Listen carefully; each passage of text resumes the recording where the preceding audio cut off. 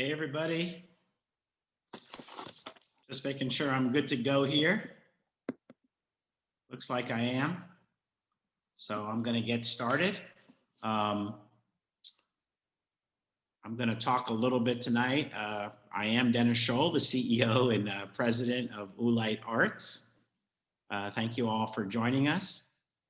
And this is info session number 1 for the Cinematic Arts Residency. This will be our 3rd year of the Cinematic Arts Residency.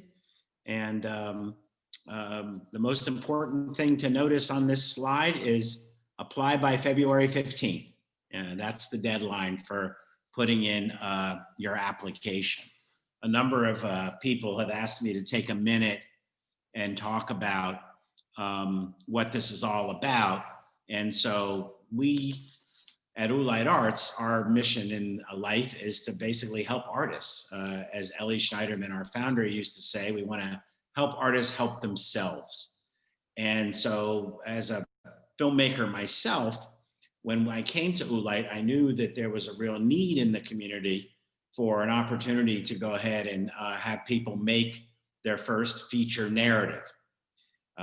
We had made a lot of great feature shorts in the community. Lots of things went to Sundance, South by, all those things. We were making very good feature docs, actually. But we weren't really making feature narratives in kind of an indie film way. And so we decided that what we wanted to do at Oolite is to help people make their first feature narrative. And I'm happy to say that we just finished up our first feature narrative, and I'll be talking about that, not right tonight. I'll be talking about it in a few weeks when we announce it. But it's been a great run, and we have 3 other filmmakers working on feature narratives right now. And actually, one of them has joined us tonight with his producer and also life partner. And they're going to talk a little bit at the end after I get through all of the details. So, you know, that's kind of why we're offering it, because we felt like we had a great filmmaking community. But let's face it, making your first feature narrative is really, really hard. And I felt like one of the things we could do is to help people make a micro budget feature narrative. So what we're going to do with this award is we're going to give folks up to $50,000 to the creation of a narrative micro budget feature. You'll share some studio space with some other great filmmakers. We'll help fund a producer for you. You can come to the Oolite facilities, and then you get access to us. What is us? Us is Juan Matos and Dennis Scholl and Esther Park and all the people with the relationships to help, you know, make your film go at some point. And of course, you get access to our institutional film partners. We have relationships with film festivals all over the world. We have relationships with film programs, residencies, and things like that. So the other thing that we commit to is we're going to do a Miami premiere for you for your film. And when we're back socially gathering again, or as I like to say, socially nuzzling again, we'll get you a one week screening at O Cinema. Those are the things that we've committed to for the film.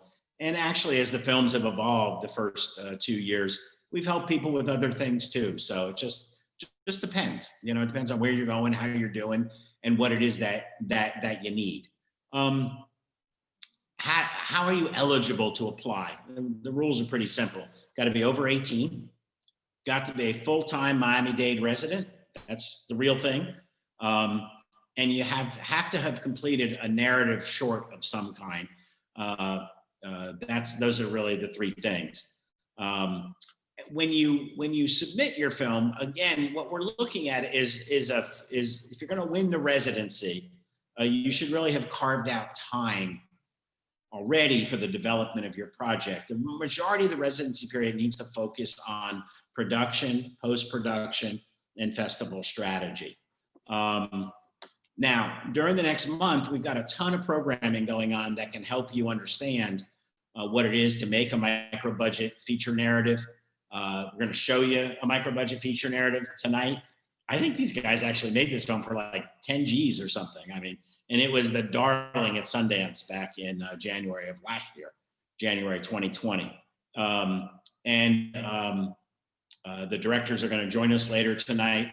At the end of my talking and before the film, Xavier and Maria are going to join us also. I'm going to ask them a few questions, hopefully pull out, how did they win this residency? On January 26th and February 9th, Danielle Bender, our Cinematic Arts manager who runs all these programs for you, she's going to have office hours and answer questions. So she'll be able to help you with that if you have any questions as you move closer toward the completion of your application, which again is due February 15th. So I want to make sure that we're all focused on that, because that's the key date. February 3rd, we're going to have a second info session with Edson Jean and Fabiola Rodriguez, who is his producer of his film. And we're also going to have at the same night a really special one, and that is making movies on a micro budget with Andrew Xavier. For those of you that don't know, Andrew Xavier was a producer of Moonlight, which won the Oscar. So he's also a good friend of the program, a good friend of Oolite, and I've worked with him to make a micro budget film in the last couple of years that has played all over the world, frankly. So let's shift to the application for a minute. The application is really, when all is said and done, basically you're knocking together about 1,500, 1,700 words.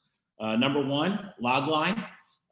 If you're a filmmaker, you sure as heck know what a logline is. If you don't, it's all over the internet.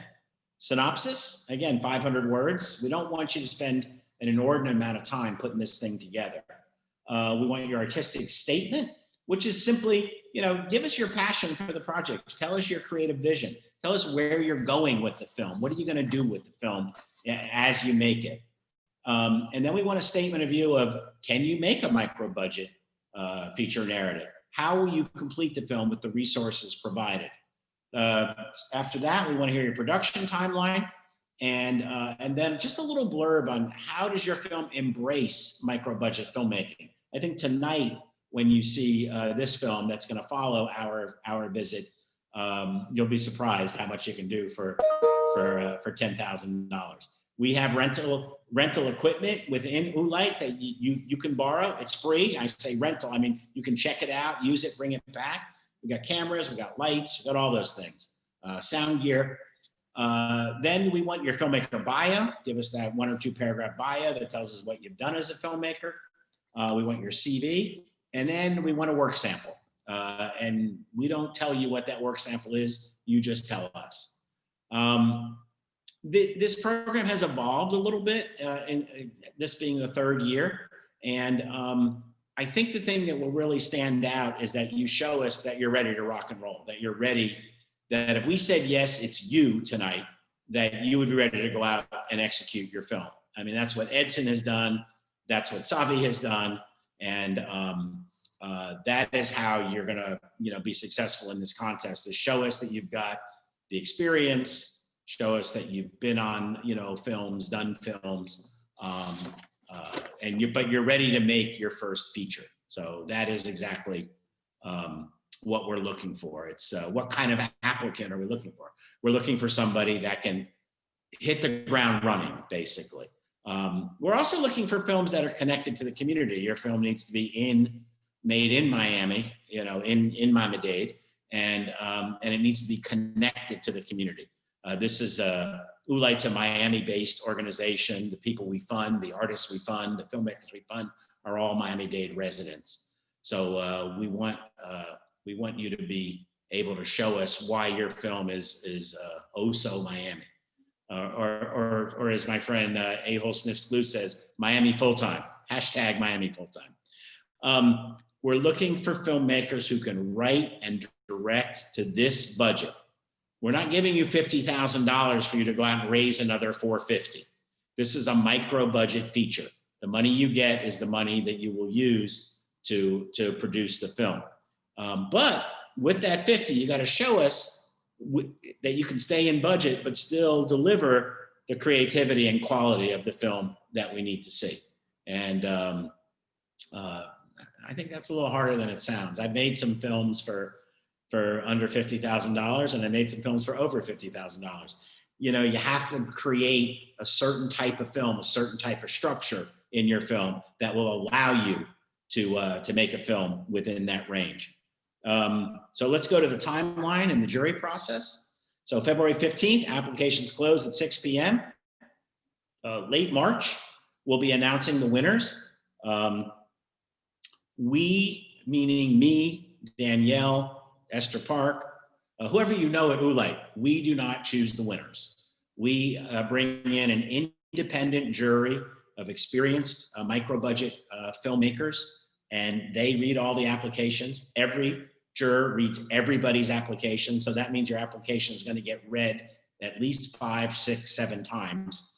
And so the jurors are the ones that choose the winners. They bring them to us, and then we go to that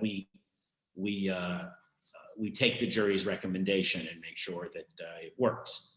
So the residency period will start in when you're selected, basically, late March, and it'll be a 1-year residency period with the option, assuming you're making progress and things are going well and you're participating in the culture of Oolite, to extending that for a second term. So it can be March 2021 to March 2022 or 23. At this point, I'm actually going to go to some, I was supposed to tell you to put your questions in the chat, and so I'm telling you that now because I'm going to answer. There are some people there are some questions in the chat. So want to do that, and then I want to bring in Xavier and Maria and talk to them for a couple minutes. And I'll answer questions in the chat after we're talking to them. One of the questions from Julian says, is this residency to be used to make the full-length version of the short you submit? The residency is to be used to make a feature-length, micro-budget narrative film. The work sample that you submit doesn't have to be the full-length film that you make. That's up to you. Catalina just wrote and made it very clear that neither she nor I nor Danielle picked the winners. Thank you, Catalina. And then Javier is asking, when is the announcement of the winner? And that'll be at the very end of March. We might leak into early April, but I don't think so. And it's just one winner, he asks. And actually this year, we thought about, kind of postponing the contest and moving it a year forward, because we basically all lost a year. I have 2 films that I've been working on that were about 75% done in March, mid-March, when we all shut down. And guess what? They're still 75% done. If you were in production, you were basically screwed. So, so we decided whether we were going to postpone the contest completely, but we decided, because everybody's rolling on their films, that we're going to put one more out there this year. So that'll give us 5 going at one time. So yeah, there'll be 1 winner this year. We anticipate going back to 2 next year, but we're not positive. Can you make a hybrid doc? I will say it again. This is for a micro-budget feature narrative film. If you can convince us that your film is a micro-budget feature narrative and you're going to sneak a little doc in there, bless you. If you can convince us, it's all good. But the jurors will be charged with finding the best person to be granted $50,000 to make a micro-budget feature narrative. Can the sample be a proof of concept for the project? That's a good question. Absolutely. I think Xavier and Maria will talk about that a little bit when we loop over to them.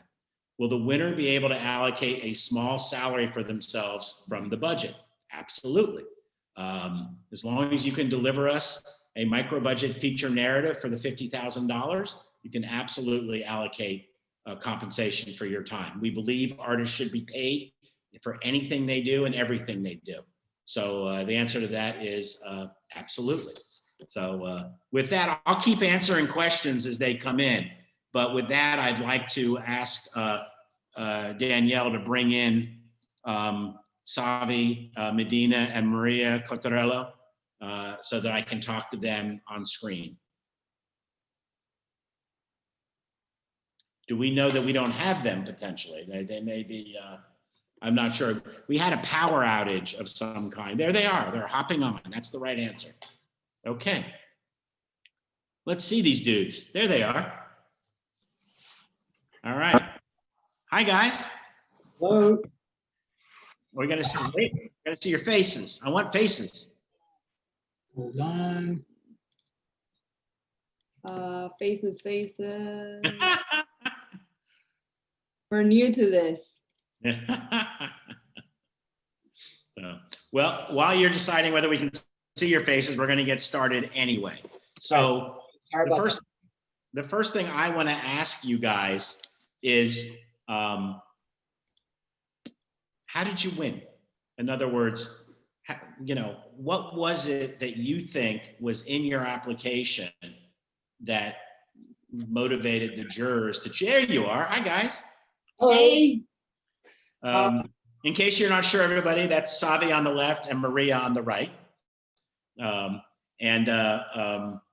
one thing I want to say before we go forward is that it's a one person, one artist, one filmmaker application. So we're funding a single individual. We don't fund consortiums, et cetera, et cetera.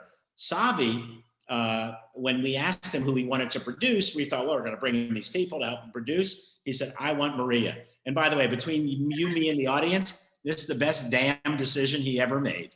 So, but you know that already. So tell me about, before I ask you that question about why you won, let me ask you a different question. Tell me about the application process.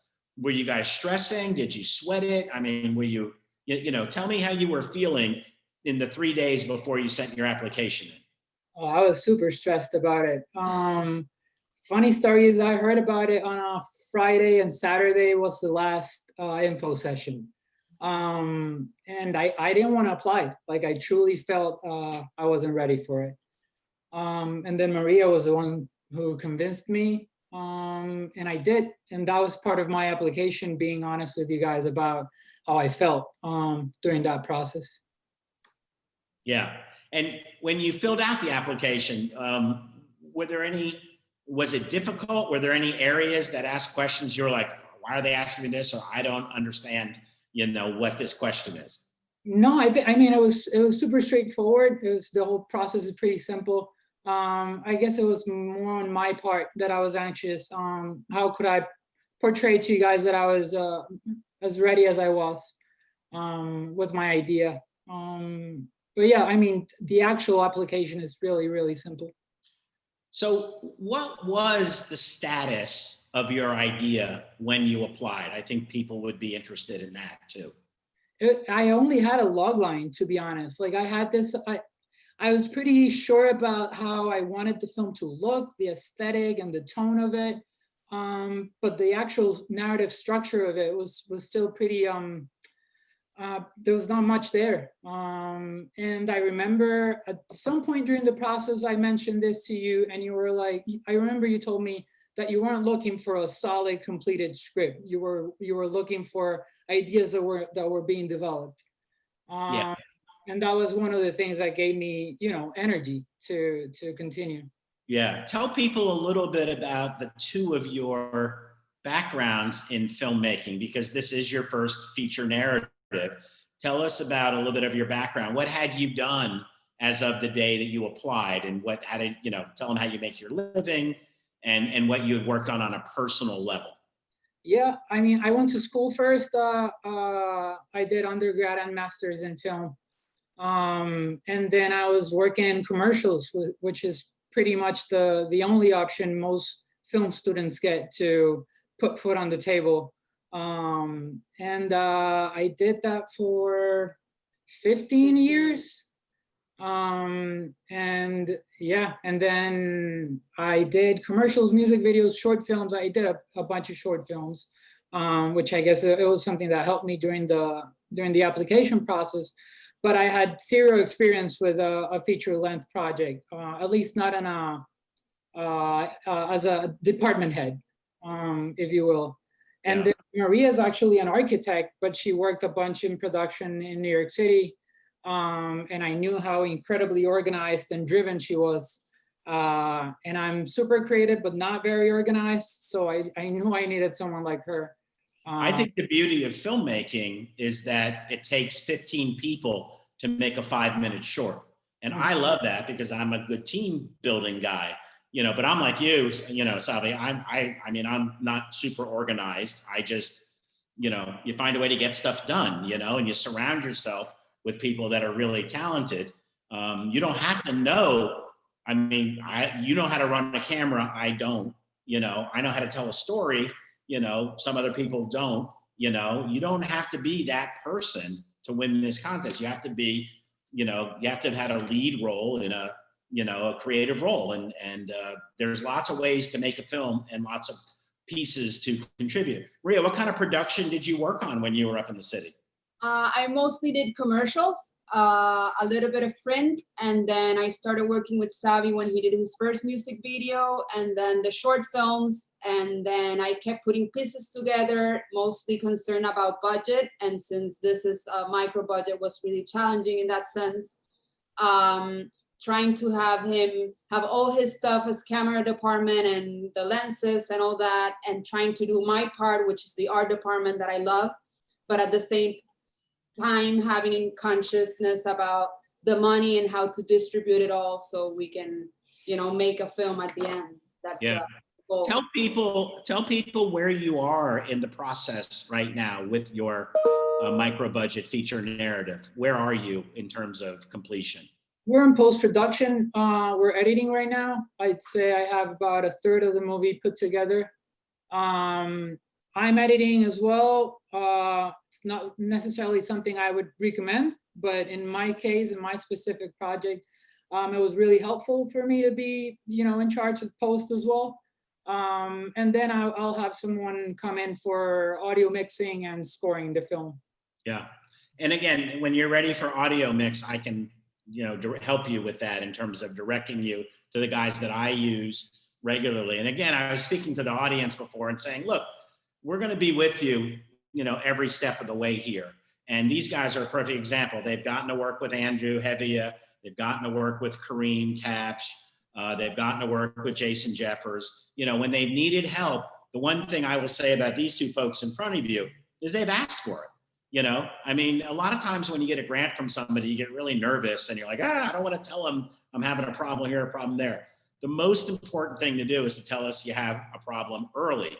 The worst thing you can do is not tell us at all, because then you're done. You'll never, you'll never get a grant again. So it's very, very important, and they've been good about that. Even when they've been as stressed as you could possibly be, they've been honest with us. And I value greatly. One of the things that sticks in my mind was your work sample. Can you tell everybody what your work sample was, when you shot it, and what it looked like? Yeah, because I came so late in the process of the application, I started thinking, like, how can I tell these guys, I'm really certain about what I want to make. And then I thought that the best option was to show you what the film would look like. So I came up with this little like 3-minute edit where I could showcase what the tone of the film would be and kind of give you an idea of the aesthetics of the film as well. Yeah, apparently not a lot of people went that direction. So I guess that helped me. I think he even done that part. He did that part before actually getting in the website and filling out the application. So yeah, that turned out good that you had a link where to put that little piece you did, because if not, Why did you win the contest? I would say there's a combination of elements that worked in my favor. But if I had to tell everyone what I give them a suggestion, I would say be as clear as possible with the narrative you want to tell, but more so than that, you gotta show that you're able to see this thing through. You gotta be able to prove that you're gonna finish this. Grit matters. Grit matters. I will say that in every one of these film projects, particularly the features, I've been involved in a bunch of them. In the beginning, when you have the idea, it's amazing. When you stand up and take a bow at the end, it's amazing. And the middle of it, we call the ugly middle, because you're really self-doubting all the time. I mean, I'm the most confident guy in the world. Not when I do these things. You're always in the midst of self-doubt. You're always saying, how could I have ever thought I could do this? Why did I submit to this? I've taken this money, now what do I do? So, you know, for those of you that are out there thinking about this, don't stress about that, because the self-doubt is rampant. I mean, it's a horrible, horrible feeling. I just want to say that there were two things that kicked this over to the win for you. One was you had a lot of experience in shooting. You know, and since then, obviously, we have hired you guys to do work for us and things like that. So you were able to show us that at least one element of the making of a micro budget feature narrative, we didn't have to worry about. You might be the worst storytellers in the world. You might have gotten bad sound. You might be a crappy editor. That remains to be seen, by the way. But we knew that we were going to get a film that was shot beautifully, because that's really your bread and butter, you know. It also made a huge difference that your story, you know, lit up. I mean, it really did. It lit up. And then the second thing is you chose to submit a work sample that was very evocative and very romantic, and you know, you felt that. So for those of you out there that have made a previous short, you know, that really is a great calling card. You can send us, you know, a piece of a short or something like that. But it made a huge difference when we were trying to decide between Xavier and some of the other folks, that we gave a lot of honorable mentions that year because the quality was great, and it empowered us to keep going after the first year. We felt like, wow, we're onto something here. There may be 20 filmmakers in this community today who could go and win this contest, maybe 50. So that felt really good. I want to go to some of the questions here. So I'm backing up here. Am I still encouraged to apply even if I don't have a short film example in which I had a key role? It's very specific that you've had to participate in at least one short in which you are either a director, producer, writer. I forget the other one, but it's on the website. So you've got, you know, you're not going to succeed in this contest if you haven't really spent some time on set, and if you haven't really seen a project. It doesn't have to be a long project. In fact, we want this to be your first feature narrative, but you won't succeed if you haven't gone through the short filmmaking process from A to Z, been responsible for conceptualizing, been responsible for directing, been responsible, you know, for finish. So that's a thing, and it matters. Is there any subject matter or theme preferred by Oolite? Did you guys think that we were looking for something specific when we lobbed this out there? Not at all. If anything, what I thought was that you guys would be interested in us choosing a story that was close to us, something that was a story within our community, you know, not a sequel to Star Wars, if you will. So yeah. Yeah. Plus, you know, and I want to circle back. I want to answer 4 or 5 questions. Then I want to circle back to the idea of what limitations a micro budget puts on you. But that's right. We're looking for something heartfelt. It's great if it's, you know, existentially 305. But if it's shot here and you can, you know, I mean, show us a flamingo or two, we're good. You know, it's about being of community. There's no question. I'd like to submit an idea, but it's not my first feature film. Is it possible to send my application? No, this is a contest for first-time feature narrative makers. And so that's what we're looking for in the community. We're trying to get some new voices out there. That's what Xavier and Maria's film will be about, is getting new voices out there. There's a number of great filmmakers in this community who've already done feature narratives, and this contest really isn't where we're going, for you. If the winner if the winner. So if you're submitting and you were a DP, again, I'm going to direct you to the Danielle. I'll let you answer Josephine privately about which elements of the film creative process you had to fulfill in order to be eligible. Can we check that work sample Xavier submitted? No. Xavier and Maria's film is in process. We're saying that I'm not even asking him to talk about what it's about, because we want to preserve that beautiful mystery or surprise for everybody. So if you want to talk about any of the elements, you can. Let me answer this last question, and then we'll do it. Would an experimental movie with a line of story be welcome, or would you rather have a genre film? Yeah, we're agnostic about that. If you want to do something experimental, so long as you can convince the jurors that it's a feature narrative, you're good to go. So is there anything you do want to tell people about the film? About my film?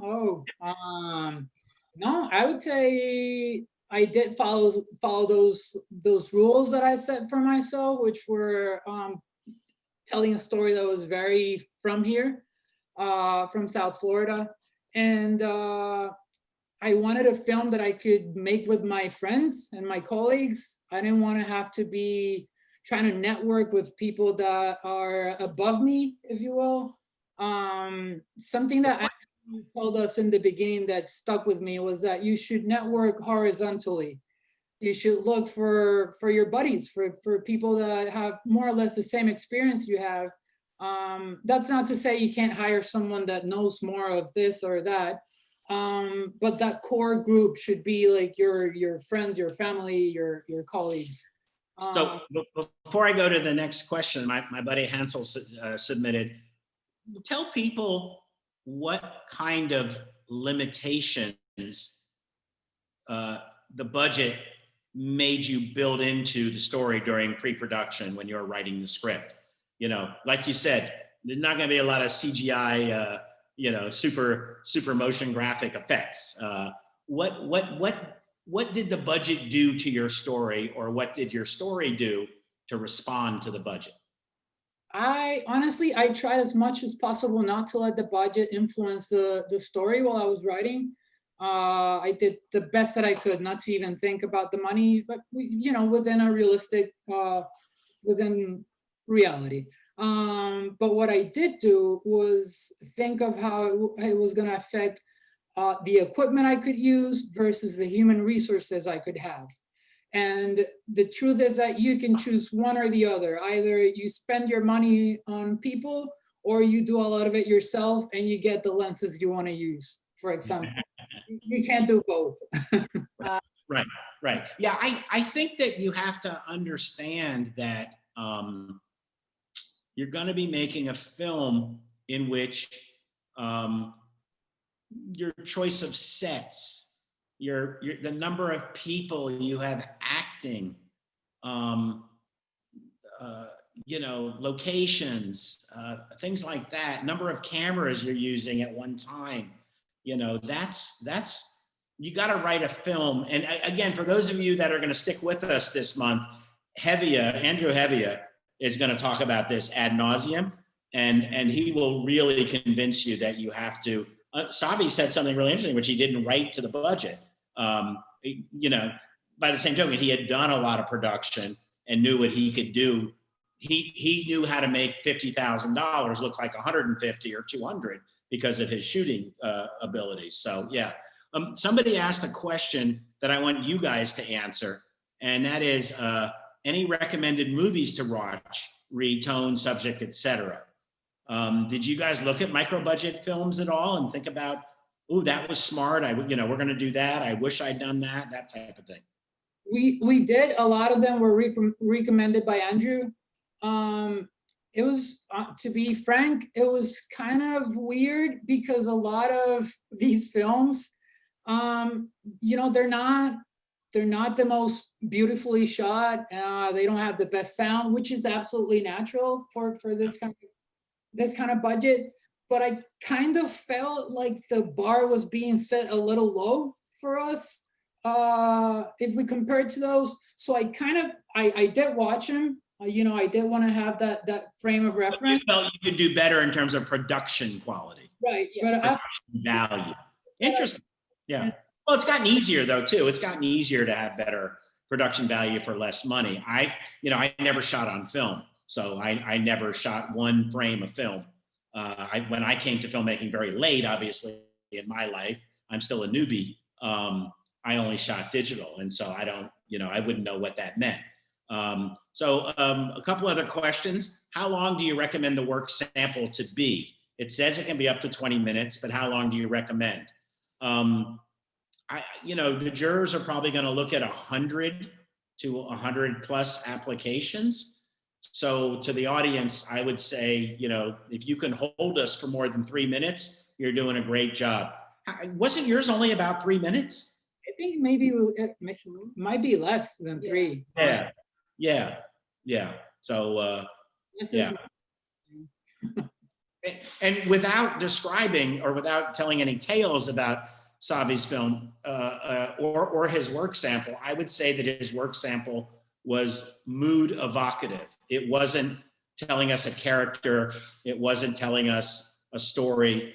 It was more about showing us that he was a kick-ass shooter and that he knew how to create emotional resonance with just the camera. So that's what worked for him. Does the full script need to be written, or can we finish the script and work on production as well? Yeah, you can do both. These guys, like you said, they didn't have a script. As we move forward in the contest, we found it a little more interesting to find people that are a bit on their way. But if you can convince the jurors, you're good to go. Are there any restrictions on where you should shoot? No, but we are looking for a Miami-based film. So that's all, that's the only restriction, if you will. It's not a restriction, it's just encouragement. Somebody sent me a Vimeo that I'm not going to open. Can I watch the film? Oh, Danielle, you'll take care of that. You already did. Thanks. So where can we see all this information in writing? I'll let Danielle answer that on the chat.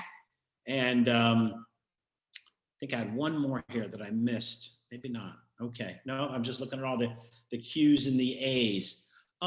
Maria, what was it like to come on and produce this film, particularly given that, Xavier could have chose, an experienced outside producer. The problem is, if he had done that, he would have only gotten a little bit of that producer's time. Yeah, I would say it was an amazing opportunity. I would say I work every day from the first day until now, I would say. Even when he's editing, I'm already still organizing all the budget stuff, making a good rap book, still in contact with the cast and the crew, letting them know the updates, researching. Because of the pandemic, everything changed. So maybe it's not the movie theater that wants the movie, maybe it's another kind of platform. So you have to get informed about that. It was super cool. I would say it gave me a really, a really big step into this world, which I didn't really know. I have only commercial stuff, so it's a different thing, but I would do it again, definitely. I already told him that I'm waiting for his next script or next idea. I have to be working every second. So yeah. Internet nowadays helps a lot. If you have any questions, read and look and get a book and keep learning, because that's pretty inspiring to hear that from you, that how compelling it was for you. I think the one thing we all need to know, because again, if we're going to pick a new project in March, we're not going to be out of the woods yet in terms of being able to shoot. I shot my first day of film about 8 days ago, since March 15th. And, that was really tragic for me. I mean, I had things, I just had a few more interviews to go, but they were key, and my docs have been on hold. Can you tell people how you dealt with the pandemic and whether it impacted the result you thought you would get or believe you will get at this point? Well, shooting wise, it did affect a lot. We had a schedule really organized, and then the pandemic started. We had to stop shooting for almost 3 months, which was really devastating because when we came back, we didn't really know if we could finish the movie. So that was a lot of stress. And then, you know, the whole thing about the 6 feet distance between everyone and the face mask, the hand sanitizer, you know, I had budget spare for any emergency, and that's when I had to use it. I would say also, disculpa que interrumpa, I would say there were two kinds of effects. There was a practical one and a psychological one. And the psychological one was the hardest to deal with because people were afraid. And then a lot of effort had to go into you know, having them trust us and knowing that we had their best interest in mind. And then one of the most practical challenges was, how do we all of a sudden have an empty city with a few people wearing masks in the background? So yeah, it took a lot of effort in as a director and this designing shots, you know, changing the angles and changing the lenses and being creative on the spot. Yeah, if you were making a dystopian film, this was a great opportunity. You'd never see Ocean Drive or Lincoln Road as empty again in the rest of your life during daylight. But unfortunately, that's not where you were going. So, all right, unless Danielle tells me that I have other folks to speak to, I'm going to look one more time. Nope, I think we've got it. And so I want to thank you both for talking to folks tonight. And if anybody reaches out to me and has specific questions for you, I will forward them to you. I'm really excited about the film, and I can't wait to see you guys get to the finish line. And we're gonna have one big party when it's done. So proud of you guys. I know how hard you've worked on this, and I know that, you know, the pandemic threw an incredible monkey wrench into your process, but you guys just sucked it up and kept going. So appreciate that from Oolite. Okay, stay tuned for our micro budget feature that is going to come on in just a few minutes at 6 o'clock. And I thank you all for coming out. We had a great crowd tonight, and work through Danielle Bender as the Cinematic Arts Manager at Oolite. If you have questions, she can answer them. She's having office hours. We'll be back in a couple of 3 weeks to do Cinematic Arts Q&A number 2. And again, thanks to my friends, Xavier and Maria, for telling us about their journey. Thank you, everybody. Have a great night. Thank you. Okay, thanks to everyone that joined.